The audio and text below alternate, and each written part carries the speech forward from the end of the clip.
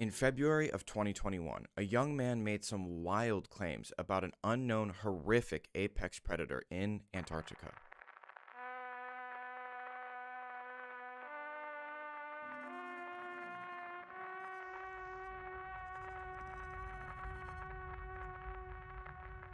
In a bizarre but highly detailed, now deleted thread looking for creepy Google Earth pictures on the paranormal board of 4chan, an Anon posted this.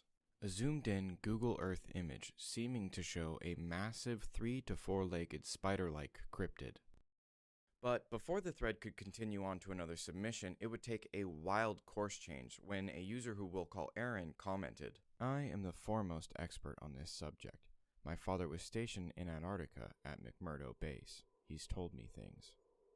And he goes on to give us some background information on his dad, informing us that his dad was one of the only medical doctors on the station for 11 months in the 90s, and he avoids the specifics in order to maintain some level of anonymity. He even posted these pictures of a clock and plaque given to commemorate his dad's time at McMurdo Base.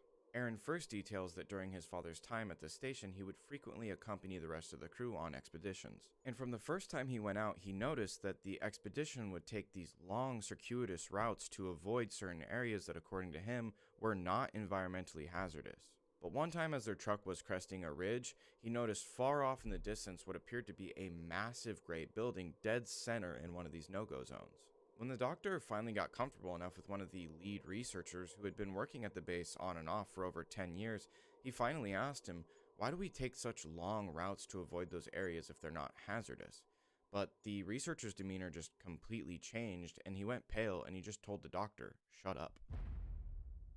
Aaron then specifically details where one of these no-go zones was, about 30 miles south and 10 miles east of McMurdo Base. Another Anon did some Google Earth snooping and found that at those coordinates, if you turn the camera around, there was this huge gray monolith with the base of it completely blurred out. And the monolith is a complete mystery.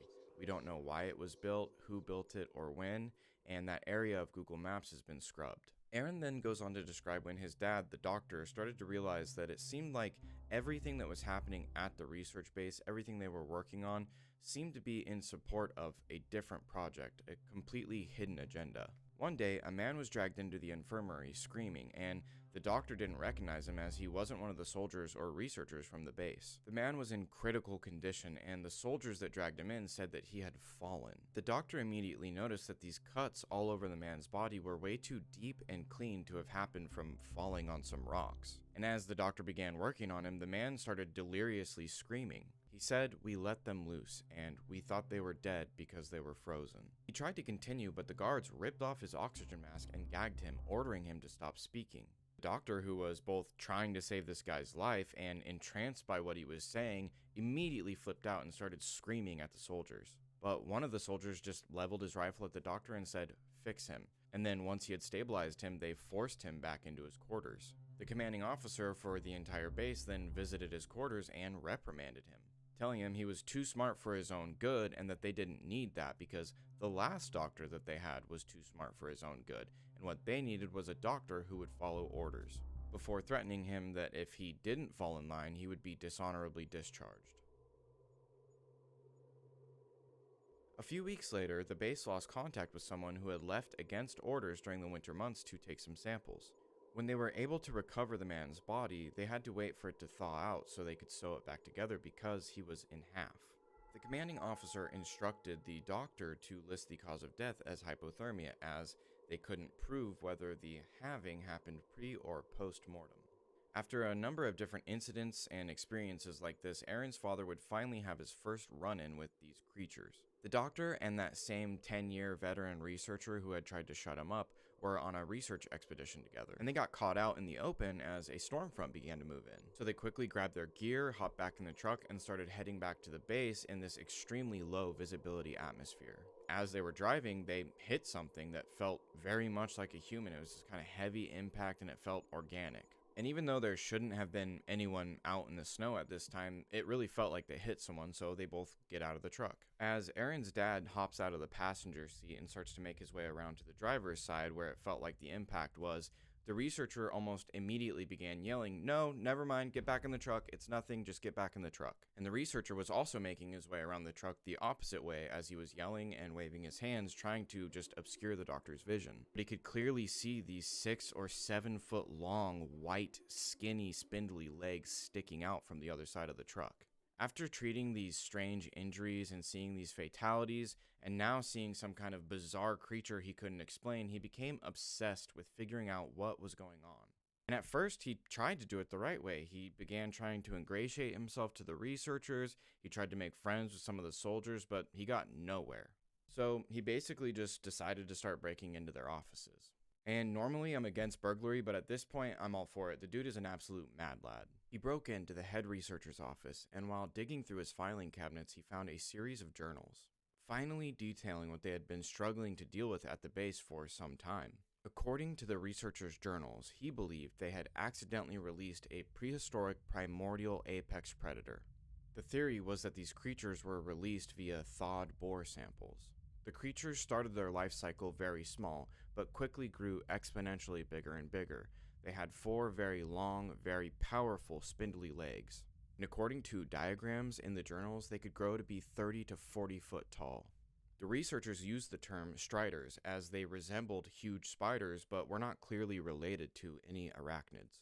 As that initial victim that the doctor had worked on said, they believed they were dead because they were frozen in ice that was at least tens of thousands of years old. But apparently they were just in some kind of deep stasis. As they began to thaw, they woke up and brutally attacked the researchers on site. The creatures were bone white and moved either at night or during severe winter storms. And the journal detailed one such night when there was a severe winter storm battering the research base.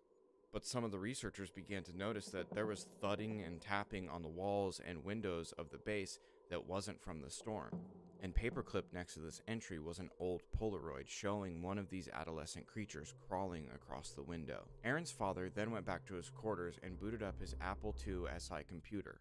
He then took extensive notes on everything he had experienced and discovered in the journals, and then decided he'd break into the commanding officer's quarters. This time, he didn't find diagrams and notes describing horrific eldritch creatures.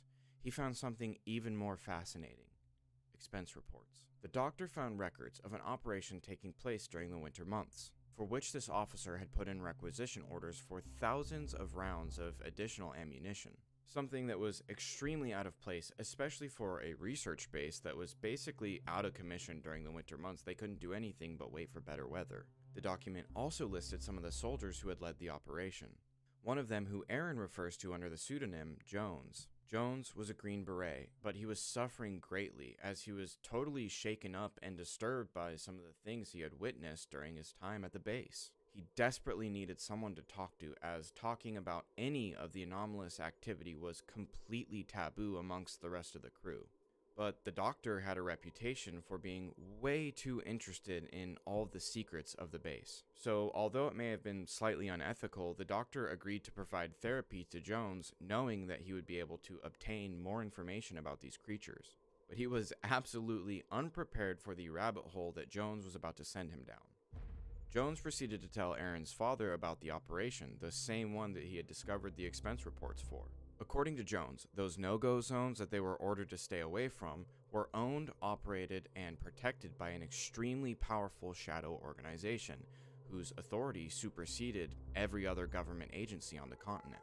And one night, the order came down for McMurdo Base to immediately provide military support to one of these shadow complexes. So Jones' team and a few others were heavily armed and mobilized. They made a beeline for an area that they had always been ordered to avoid and arrived at what appeared to be a heavily fortified office building. As they made entry, they quickly realized there were probably no survivors, as the interior of the building was absolute carnage. The soldiers began making their way around the bodies, checking for survivors, when one of them shrieked out in pain before being quickly dispatched by one of these creatures. A tangled mess of legs about the size of a large dog. And the creature was able to injure multiple other soldiers before they were able to neutralize it. As the injured and the unfortunate one KIA were dragged back out to the trucks, Jones and his team were ordered to secure the sub-basement. And even though he had just been attacked by a giant spider, what he saw in the sub basement was what blew his mind and what was messing with his head all this time later. The basement was basically just an entry point into the actual facility, a massive lab complex extending multiple stories into the ground. And the entire lab was fitted with technology that seemed to be way, way more advanced than anything he had ever seen, including what Jones described as a bullet train terminal, but what a bunch of the Anons on the original thread claimed was most likely mag rail technology. Jones detailed how there were all these inhuman experiments in these big test tubes all over the place, including massive Strider cages that were busted open and now empty. And he didn't provide any further details about taking down more of the creatures, so did they just get away? Is it possible they escaped to other parts of the world through these deep underground mag rail tunnels? Aaron's father was obviously extremely skeptical of Jones' story, especially since now it expanded far beyond this prehistoric apex predator. Now questioning the public's knowledge of technology and the technology that was all around him, and this weird relationship between the world's governments and this unseen authority. But he tried to mask his disbelief from Jones, as he could at least tell that Jones believed what he was saying. A few weeks later, the doctor's time in Antarctica had finally come to an end, and he was finally shipping out. The night before he was leaving at 2 a.m., he was woken up by Jones' hand over his mouth, and the other hand shushing him, his eyes wide open and kind of had this crazed look. As the doctor began to calm down, Jones reached behind his back to retrieve something, and when he did, he pressed it firmly up against the doctor's chest before slowly backing out of the room. And the doctor sprang up, grabbing whatever this was off his chest before quickly dropping it on the ground in disgust. What Jones had placed on his chest was a 2-foot-long portion of one of those spindly white legs from the creature in the office building.